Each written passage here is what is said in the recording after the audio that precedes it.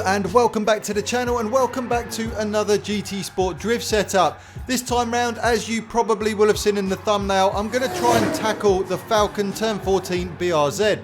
Going back a fair old while ago now, I did actually do a video for this car before, and I ended up doing two different builds within that video because I just couldn't quite get it exactly how I wanted it to. Everyone was asking for a max power build, but every time you put the power all the way up, the car just became so unmanageable and so unusable. With a low power build, you could get the car comfortable, but it did feel like you weren't ever really using the full potential of it. So now I've had a whole load of requests from you guys. In fact, this is probably the most requested car that I currently have at the moment. On top of that, there has been countless updates to GT Sport which have changed the physics over the month since I had a go with it. So this seems like the best time to have a go and see what I could come up with. Now, the biggest and probably most important thing that I need to say straight away is the fact that this car is not for beginners, particularly in the form I'm going to give it to you now. It has taken me hours and hours of practice to get to a point where I feel really comfortable with it, and even with all of that, it still surprises me every now and again and will spin out when I least expect it. But the setup I am going to give you today, in my opinion, really does unlock the entire potential of this vehicle. There is no track in this game that you wouldn't be able to use this car on. And in fact, if there's any track that you've ever wondered to yourself, how could I possibly link these two corners together and make it into one fluid drift, this is probably going to be the car that is going to make you realise just how to do that. It's just got so much power. You can physically feel the car pulling to the side and just holding that drift for as long as possible. It just doesn't feel like it's ever going to end, and that's where this car really does excel. But spending as much time with the car, I have picked up on all the sort of little areas that are quite difficult, and I'm going to go over a couple of them now with you just to give you a rough idea, because I feel like the more you understand this, the easier it actually becomes to drift the car. The first thing is that this car really does love to get good angles. However, the sweet spot is absolutely tiny. It only takes a tiny little over rotation and the car will be spinning off the track, and there's nothing you can do about it. So it really is a fine balancing act to get it just right. But you will learn that as you practice a little bit more, and once you've got it, it just feels really natural. The other biggest challenge that you face with this one is its turbo lag, and there is loads and loads of it. You do experience a little bit of it with the RX-7 and the Supra within the game. If you're used to using those cars, this won't feel too far out of place for you.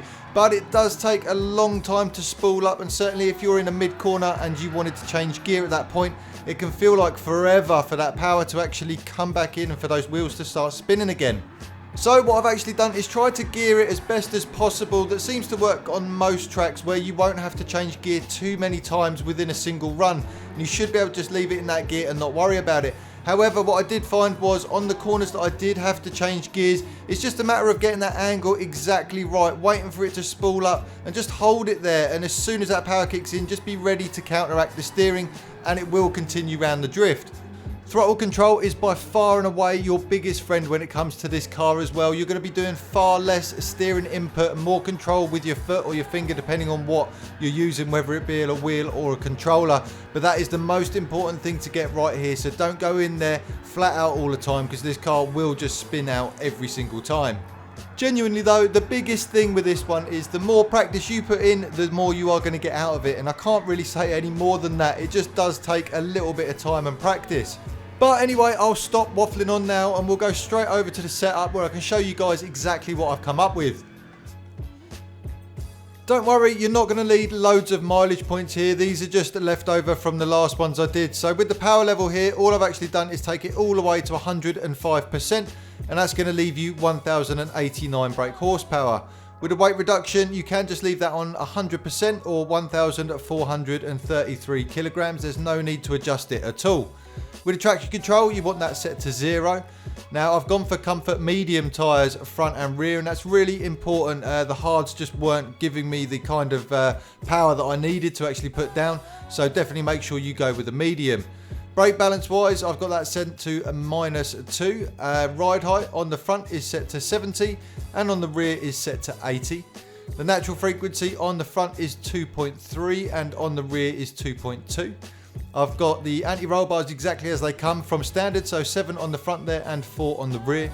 The compression and rebound again remain exactly the same here at 55-55 and 85-85. Camber angle on the front is set to 4 and on the back is set to 2. and the toe angle here you want set out to 0.55 and in 0.4 on the rear. Downforce wise, I have played around with this and got it exactly where I wanted it in the end, so it's not quite all the way down. I've got 165 on the front there and 460 on the rear. That little bit of downforce really does help quite a lot with this build. With the differential, I've got it set to fully customized, and you want to be looking for 10, 45 and 20. And with the transmission, like I said, I have played around with this quite a lot, so you want to set this to fully customized. I've got the max speed set to 211 miles per hour there, and I'll leave this on screen now so you can copy down the gears and get exactly what I've got. I really hope you guys have as much fun with this build as I have been having. Like I always say, please feel free to adapt these settings to suit your own play style. What I'm giving you here is just what I'm using, and it's been working for me.